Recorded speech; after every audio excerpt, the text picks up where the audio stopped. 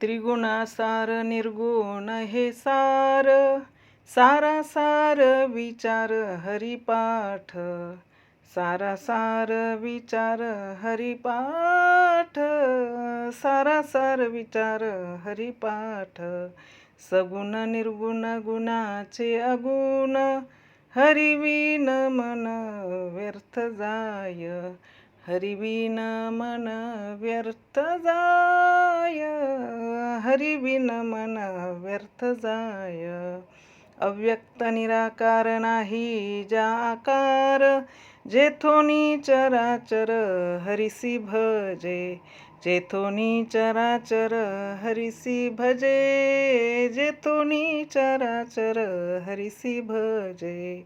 ज्ञानदेवा ध्यानी राम कृष्ण मनी, ज्ञानदेवा ध्यानी राम कृष्ण मनी, ज्ञानदेवा ध्यानी राम कृष्ण मनी.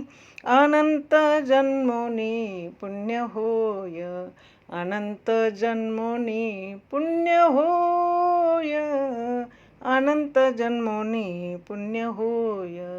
हरिमुखे म्हणा, हरिमुखे म्हणा, हरिमुखे म्हणा, हरिमुखे म्हणा, हरिमुखे म्हणा, हरिमुखे म्हणा. पुण्याची गणना कोण करी, पुण्याची गणना कोण करी, पुण्याची गणना कोण करी. त्रिगुणासार निर्गुण हे सार, सारासार विचार हरिपाठ. सगुण निर्गुण गुणाचे अगुण, हरिविन मन व्यर्थ जाय. अव्यक्त निराकार नाही जाकार, जेथुनी चराचर हरिसी भजे. ज्ञानदेवा ध्यानी रामकृष्ण मनी, अनंत जन्मोनी पुण्य होय. परमार्थाच्या मार्गावर वाटचाल करणाऱ्या प्रभुप्रेमींना या ग्रंथाद्वारे मिळणारा संतांचा उपदेश मार्गदर्शन हे संतांचेच असेल. आम्ही निव्वळ एक माध्यम बनून गुरुकृपेने मिळालेले पाणी पोचविण्याचे कार्य करीत आहोत. संत ज्ञानेश्वर महाराजांसारख्या जगद्गुरू जगद्वंद्य जे साऱ्या विश्वाची माऊली आहेत, त्यांच्या तत्त्वज्ञानाच्या तत्वाचे सार हरिपाठाद्वारे आपणापर्यंत येत आहे. याचे सारे श्रेय सद्गुरूंना जाते. हरिपाठाचे वाचन करताना त्याचा अर्थ सहज लक्षात येत नाही, मात्र त्यावर चिंतन मनन करून व साधू संतांच्या संगतीत हरिपाठाचे विवरण श्रवण केले तर त्याचा मतितार्थ सहज ध्यानी येतो. आता आपण हरिपाठाच्या 3ऱ्या अभंगाचा सरळ सोपा अर्थ बघू. त्रिगुणासार निर्गुण हे सार, सारासार विचार हरिपाठ. सत्व रज तम अशा त्रिगुणांनी बनलेले जगत असार असून केवळ तो निर्गुण परमात्मा हाच सत्य व सार आहे.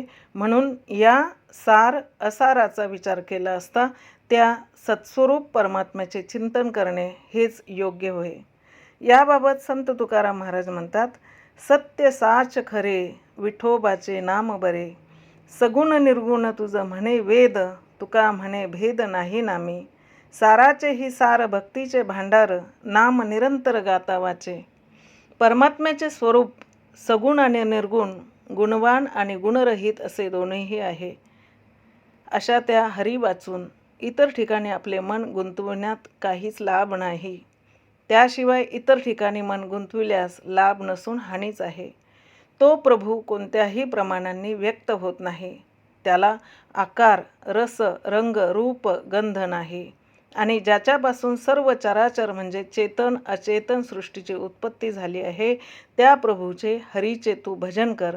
म्हणून माऊली म्हणतात, ध्यानी मनी नेहमी रामकृष्णाचे स्मरण कर, की जेणेकरून जन्माला येऊन अनंत पुण्य घडेल. वरील अभंगाचा सरळ आणि सोपा अर्थ आपण बघितला. आता या अभंगाचे विवरण बघू. या अभंगात माऊली म्हणतात, हे सर्व विश्व 3 गुणांनी म्हणजे सत्व रज तम यांनी बनलेले आहे. यात कुठल्याही प्रकारचे सार म्हणजे सत्यत्व, आनंद, खरे सुख, समाधान नाही. उलट या असार जगतात पूर्णपणे अडकून माणूस दुःखीच होतो. या 3 गुणांहून अतीत वेगळे जे निर्गुण परब्रह्म आहेत, सार म्हणजे सत्य आहे. या 3 गुणांची उत्पत्ती प्रकृतीपासून झालेली आहे. हे सारे विश्व 3 गुणांचे व्यक्त स्वरूप आहे. सत्वगुण हा निर्मळ असल्यामुळे प्रकाश करणारा व उपद्रवरहित आहे. तो सत्वगुण सुखाच्या व ज्ञानाच्या संगतीने प्राण्याला बद्ध करतो. म्हणजे मी सुखी आहे, मी ज्ञानी आहे अशी जाणीव त्याला उत्पन्न करते. रजोगुण हा अभिलाषारूप असून त्याच्यापासून तृष्णा व आसक्ती उत्पन्न होतात. तो कर्मसंगतीने प्राण्याला बद्ध करतो. म्हणजे प्राणी आपल्या इच्छेने बद्ध होतो. तमोगुण म्हणजे अज्ञान होय, मोह होय. तमोगुण या नावातच 3 गोष्टी असतील असा अर्थ निघतो. जर खऱ्या अर्थानं बघितले तर याचे अंगी प्रमाद, आळस व निद्रा हे 3 पाश आहेत. या 3 पाशांनी तो प्राण्याला बद्ध करतो. याच्यामुळे व्यवहाराची दृष्टी बंद होते. या गुणाला अज्ञानाचा जिव्हाळा असतो. अविचार हाच तमगुणाचा महामंत्र आहे. या 3 गुणांपासून मुक्त असा कोणताही प्राणी पृथ्वीवर, स्वर्गात, देवांमध्ये नाही. या 3 गुणांची अशी अचाट शक्ती आहे की ब्रह्मा, विष्णू व शंकर या तिघांमध्ये वास करतात. या 3 गुणांनी स्वर्ग, मृत्यू व पाताळ असे 3 लोक निर्माण केले.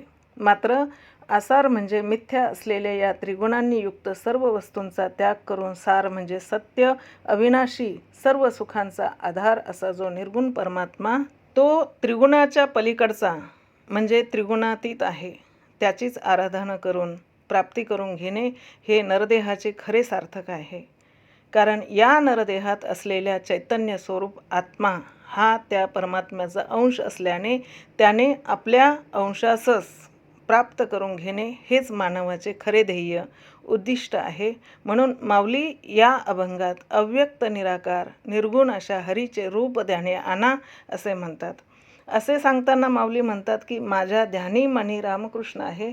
मात्र येथे वरील विवेचनामध्ये माऊली ज्या हरीचा निर्गुण, निराकार, अव्यक्त, गुणरहित असा उल्लेख करतात त्या हरीलाच, त्या प्रभूलाच ते रामकृष्ण म्हणून संबोधित करतात. आणि अशा त्या हरीचे चिंतन, मनन, नामस्मरण, ध्यान केल्याने अमाप असा पुण्य लाभ होतो असा मतितार्थ या अभंगातून निघतो. याच हेतूने ज्ञानेश्वर महाराज म्हणतात, ज्ञानदेवा ध्यानी रामकृष्ण मनी अनंत जन्मोनी पुण्य होय. जय हरी.